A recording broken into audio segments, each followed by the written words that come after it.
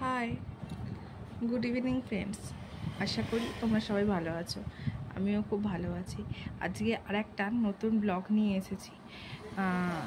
আমার মনে হচ্ছে এই মুহূর্তে আমি তো কি বলবো, পোস্ট পার্টাম জার্নি যেটা আমার চলছে, বেবি হওয়ার পরবর্তী যে 1 বছর, তার মধ্যে আমি এখন যাচ্ছি। আমার এই মুহূর্তে সবচেয়ে বেশি যেটা মনে হচ্ছে, সবচেয়ে বেশি ইম্পর্টেন্ট যেটার উপর ভিডিও করা, সেটা হচ্ছে ব্রেস্ট মিল্কের ব্যাপারে। একটা শিশুর কাছে সবচেয়ে বেশি গুরুত্বপূর্ণ হলো ব্রেস্ট মিল্ক, তার খাওয়া। কারণ শরীরের সমস্ত রোগ প্রতিরোধ ক্ষমতা বা তার সমস্ত কিছু শারীরিক গঠনে সব কিছুতেই হচ্ছে ব্রেস্ট মিল্কটা সবচেয়ে বেশি দরকার। ভবিষ্যতে সেই বেবিটা কতটা গ্রোথ করবে বা সেই বেবিটা কতটা ইমিউনিটি সিস্টেমটা তার ঠিকঠাক থাকবে, সেটা সম্পূর্ণ নির্ভর করে ব্রেস্ট মিল্কের ওপর।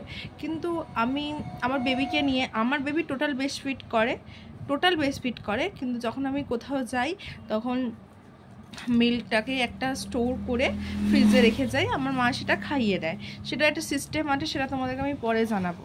কিন্তু আমি ইদানিং দেখছি, আমি যেহেতু বিজনেস করি, সে তো অনেক মেয়েদের সাথে আমার জানাশোনা, বা অনেক মাকে দেখেছি মা হতে তার বেবিকে সামলাতে। কিন্তু এখনকার মেয়েদের মধ্যে একটা প্রবণতা দেখা যাচ্ছে যে ব্রেস্ট মিল্ক অনেকে খাওয়াচ্ছে না। এটা কিন্তু ঠিক নয় আমার মনে হয়।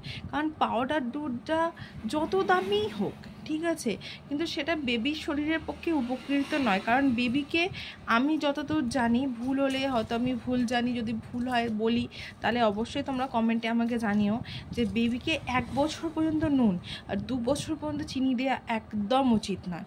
এটা বেবিদের শরীরের পক্ষে প্রচণ্ড ক্ষতিকারক। তেমনি পাউডার দুধে হচ্ছে চিনি আছে, যেটা হয়তো সুগারটা খুব লো, কম পরিমাণে কিন্তু আছে, যেটা বেবির শরীরের পক্ষে প্রচণ্ড খারাপ আমার মনে হয়। তাই আমার মনে হয় যে বেবিকে তার সেটা চাহিদা ভগবান আমাদের শরীরে দিয়েছে, যাতে বেবিটাকে আমরা সুস্থ সবলভাবে বেড়ে উঠতে সাহায্য করতে পারি। আমাদের ব্রেস্ট ফিডের ওপর বা ব্রেস্ট মিল্কের ওপর তার সম্পূর্ণ অধিকার আছে।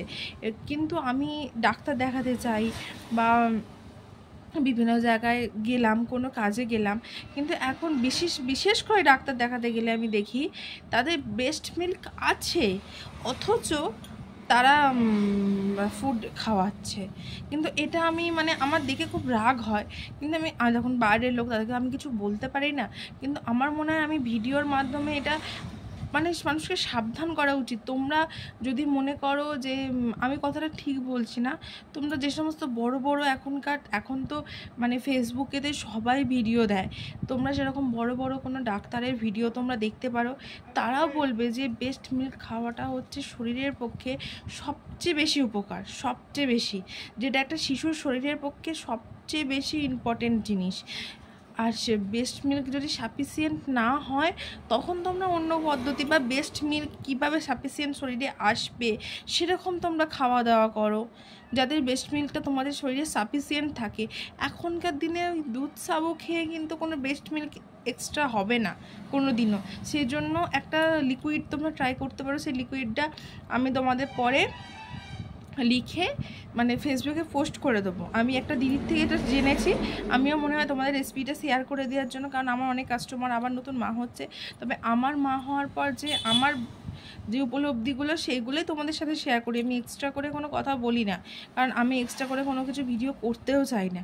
কারণ আমার মনে হয় যে আমার চিন্তাভাবনা সমাজের চিন্তাভাবনার সাথে কতটা মেলে, বা সমাজের মানুষ কি ভাবছে, সেজন্যই আমার এই ভিডিওগুলো করা। আর আমার মনে হয় প্রত্যেকটা মাকে, মাদার্স ডে সামনে আসছে, প্রত্যেকটা মাকে আমার একটাই রিকোয়েস্ট, তোমরা বেবিকে ব্রেস্ট ফিড করাও। ওইটা ওদের অধিকার, ওদের শরীরের পক্ষে ওটা খুব ইম্পর্টেন্ট। ব্রেস্ট মিল্ক থাকলে কষ্ট হোক, আমারও তো প্রচণ্ড কষ্ট হয়, তা সত্ত্বেও কিন্তু আমি খাওয়াই ওদেরকে, আমার বেবিকে আমি খাওয়াই। কারণ রাত জাগতে হয়, খুবই কষ্ট হয়, কিন্তু তা সত্ত্বেও মনে হয় যে নিজের বেবিটাকে সুস্থ রাখার জন্য এটা খুব দরকার। সবাই ভালো থেকো, সুস্থ থেকো, আবার নেক্সট ব্লগে দেখা হবে।